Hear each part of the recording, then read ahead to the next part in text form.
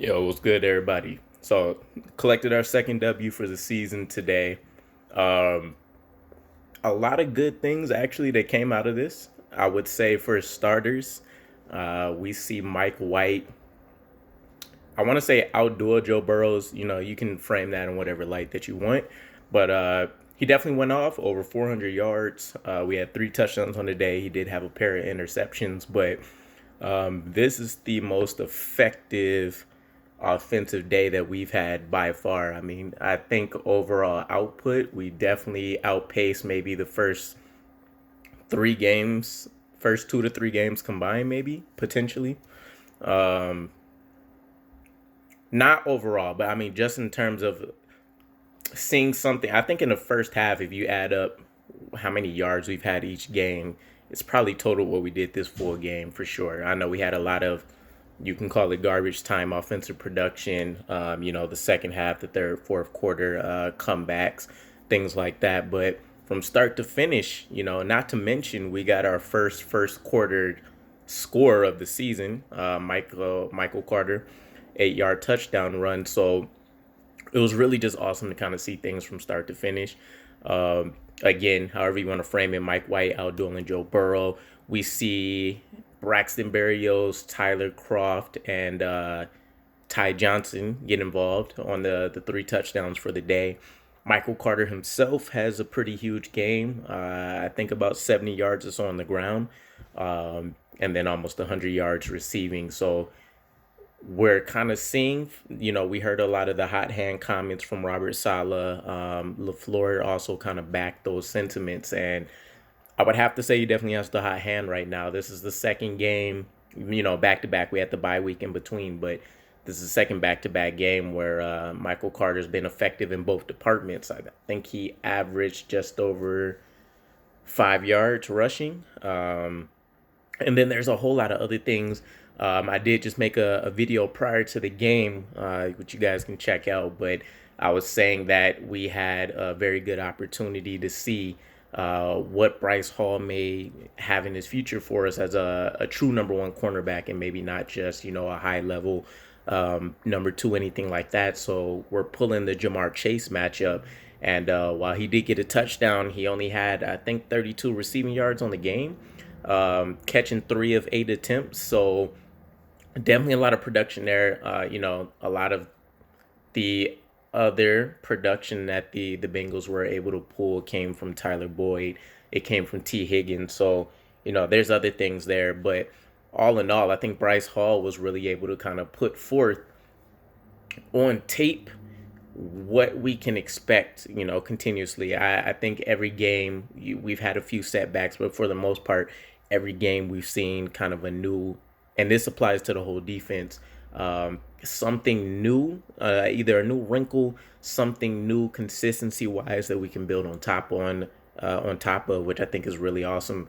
Shaq Lawson, he gets his first interception. I'm not sure if it's of his career, but he gets his first interception with us off a pass deflection that he brings in. Um, Jabari Zuniga, he's been pretty much non-existent since we drafted him. He gets his first sack today. Quinnen Williams has a sack. He has a very huge stop in the beginning of the game on a fourth down conversion. Um, what else was there? CJ Mosley coming back. We weren't sure how the, soft tissue injury with, I think it was his hamstring. We weren't really sure how that was going to impact how much he can do, but he really balled out, double digit tackles today. I believe he might have had a tackle or two for loss. Um, if we want to nitpick some things, really the only couple setbacks is maybe as much production as we allowed.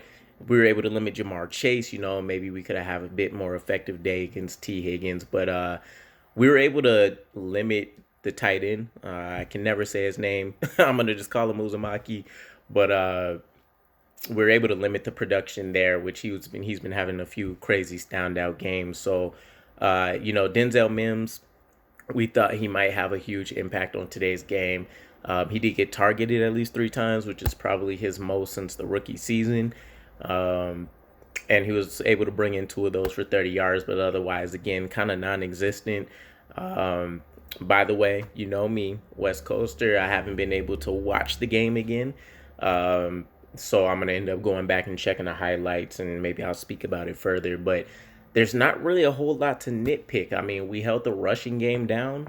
Um, we've seen a semblance of what Mike White could be. Now, there is a potential backup quarterback issue. Now, I think we're going to run into this problem regardless of if Mike White had a very amazing day or if he turned out to have a very poor performance.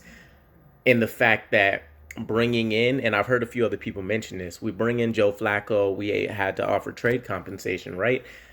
We also, what got brought up is that we potentially could have had him during the offseason for free, maybe on a reduced rate. We don't know what the contract would have looked like, but we know it wouldn't have been crazy. Joe Douglas isn't going to go out there and spend money at a price higher than what he perceives to be the true value. So we could have had him for less. We could have kept some draft capital. Again, it's only a six, potentially a fifth based on playing time. But Joe Flacco said himself in a recent interview, he didn't come here expecting to hold a clipboard, while Zach Wilson is out, understanding that he's the future. He was definitely expecting to play in some games. Um, and with this Mike White performance, I don't know what that'll mean moving forward. It's kind of like we're in the same situation we were in with Sam Darnold almost, where we're having to do a starting quarterback battle for a pseudo starter. As soon as Zach Wilson comes back, we know for a fact he's going in. He needs the experience. That's the quarterback of the future. And we're, expecting to try to advance that development again as soon as we can. Which I've heard the expectations may be maybe that Bills game. I definitely think maybe we should wait till the week after. The Bills defense is pretty stifling, so maybe not the best to throw him right into right away. But either way, I think we're building up to hear a lot more commentary, a lot more situations where we need to see if they're going to bring in Joe Flacco immediately, since they did provide that trade compensation. We know he's a veteran. He can go in there and run the offense of what we would expect would be a high level. Or if, based on this performance, they think Mike White may, continue to be the backup quarterback of the future. And maybe they proceed forward with him, and Joe Flacco is holding the clipboard. So that'll be interesting to see moving forward. But all in all, I'm super excited to finally get another win on the season. We did it in dramatic fashion too. I think this team, we're kind of seeing somewhat of an identity being built. We definitely need to start better in the first half of games, but we've seen pretty repeatedly now, except for a few clunkers, where our best offense, our identity as a team is kind of, I don't want to say clutch, but we definitely show a lot more effort, a lot more execution. Some of those hot topics that Robert Saleh's been hitting on for a while now, late in the game. And there was a few penalties today that kind of swung our way. But I think we did a good job kind of sealing the win for ourselves as well, and not even allowing the Bengals to have an opportunity to try to kick a field goal, get another opportunity where, maybe Chase breaks through late, or maybe T. Higgins or Tyler Boyd continues to excel. So all in all, super proud of the guys. Can't wait to kind of see some of these post-game interviews and some of the things they wanted to identify otherwise. Keep an eye out. We know the trade deadline is Tuesday, just to kind of wrap things up. I still am thinking, and, there's reason to believe this won't happen. Robert Saleh said as much, that he's not expecting a fire sale just because of, our current record. But Denzel Mims, I think, potentially can still be on the block. Jamison Crowder, for sure. I think, personally, Braxton Berrios should be there. But other than that, we have those three. We did just get the news today that Marcus May, we may be looking to move him. It seems like the floor for that compensation is going to be a third-round pick. But yeah, I mean, that's yet to be seen. He did, dispute and do some things, saying that he's fully expecting to be with the team, try to work out a contract extension. So we'll see how that works. But other than that, clap it up. Enjoy the Sunday, guys. We finally got us another dub. And we did in a very awesome way. And I'll catch up with you guys again. Peace.